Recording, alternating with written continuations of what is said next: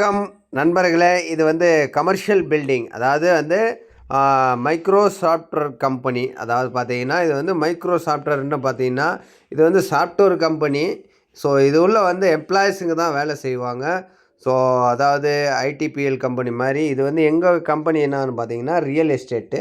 So real எஸ்டேட்னு பார்த்தீங்கன்னா so இது வந்து நாங்கள் பையிங் அண்ட் பில்டிங், அதாவது வந்து இந்த பில்டிங்கை வாங்கிட்டு லீஸ்க்கு வாங்கி வேறு ஒருத்தவங்களுக்கு ஒரு பிலிப்பீன்ஸ் கம்பெனியோ இல்லை அமெரிக்கா கம்பெனியோ அவங்களுக்கு வந்து நாங்கள் லீஸ் கொடுப்போம், அவங்களுக்கு வாடகை கொடுப்போம்.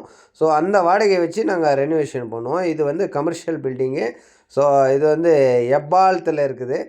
ஸோ இந்த மாதிரி ஆஃபீஸ் ரெடி பண்ணுவோம். அதுக்கு உள்ளே என்னென்ன தேவை அதை பொறுத்து இப்போ வந்து உள்ளே பார்ப்போம்.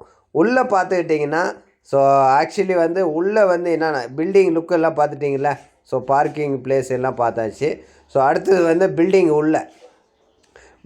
உள்ளேன்னு பார்த்துக்கிட்டிங்கன்னா ஜென்ரேட்டரு, அதாவது கேபி எந்த மாதிரி தேவை, எவ்வளோ கெப்பாசிட்டி தேவை, எவ்வளோ வோல்டேஜ் தேவை, அதை வந்து பார்த்துக்கிட்டே இருப்போம். அதை பார்த்துட்டு அதுக்கப்புறம் தான் இந்த ஏசி அவுட்லைட்டு. ஸோ ஏசி வந்து வெளியே போகிறது, அவுட்லைட் காற்று வர்றது, அப்புறம் இன்லைட் அதாவது கூலிங்கான டெம்பரேச்சரு, இது வந்து அந்த சிஸ்டமுக்கு தேவையான பவர் சப்ளை. ஸோ எவ்வளோ வோல்டேஜ் இருக்குது அப்படின்றது இதை பொறுத்து நாங்கள் முடிவு பண்ணுவோம். ஸோ அடுத்தது வந்து பார்த்துக்கிட்டிங்கன்னா இது வந்து ஜென்ரேட்ரு. ஸோ ஜென்ரேட்ரு எப்படி வருதுன்னு மட்டும் பாருங்கள். இதெல்லாம் கேபி இதாச்சுங்களா, இதெல்லாம் கேபி, அதாவது வந்து கேபி சம்மந்தப்பட்டது எங்கெங்கே இருக்குது கேபி. ஸோ அது எவ்வளோ பவர் சப்ளை நம்மளுக்கு அந்த அந்த நம்ம இது வந்து அந்த என்ன சொல்கிறாங்கன்னா அந்த சிஸ்டமுக்கு தேவையான கேபி பவர் சப்ளை இதெல்லாம் வந்து இது கேபியோடைய ரூமு. ஸோ இதில் வந்து அப்புறம் திருப்பி ஜென்ரேட்டருக்கு போவோம் ஆச்சுங்களா. ஸோ இது வந்து ஜென்ரேட்டருக்கு போய் அப்புறமா நம்ம ஜென்ரேட்டரில் வந்து ஒரு கனெக்ட் வச்சுருக்கோம். அந்த கனெக்டில் இருந்து நம்ம டிபிக்கு வரும், டிபியிலேருந்து நம்ம சிஸ்டமுக்கு சப்ளை ஆகும். இது வந்து ஜென்ரேட்டரு. இந்த ஜென்ரேட்டர் வந்து எதுக்காகனா ஸோ ஆக்சுவலி வந்து இப்போ பவர் கட் ஆகிடுச்சு, அப்போ நார்மல் பவர் கட் ஆகிடுச்சின்னா நம்ம ஜென்ரேட்டர்லேருந்து ப்ரொமோட் ஆகி ஸோ நம்ம இது கேபிக்கு கனெக்ட் இருக்கும். இது கேபி வந்து இவங்க ஸ்டாப் பண்ணுவாங்க.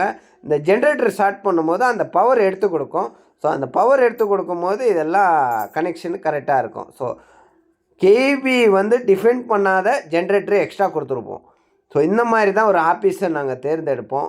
ஸோ அதுக்கு என்னெல்லாம் தேவை அதெல்லாம் இன்புட் எல்லாம் கொடுத்துட்டு இதை நாங்கள் ப்ரொமோட் பண்ணி அதுக்கப்புறமா தான் எம்ப்ளாயீஸை நாங்கள் வேலைக்கு எடுப்போம். ஸோ இதெல்லாம் தயார் பண்ணி வச்சுக்குவோம். ஸோ இந்த மாதிரி தான் வரும். ஸோ ஓகேங்களா. ஸோ இன்றைக்கி இந்த அளவு வீடியோ நாங்கள் போட்டிருக்குறோம்.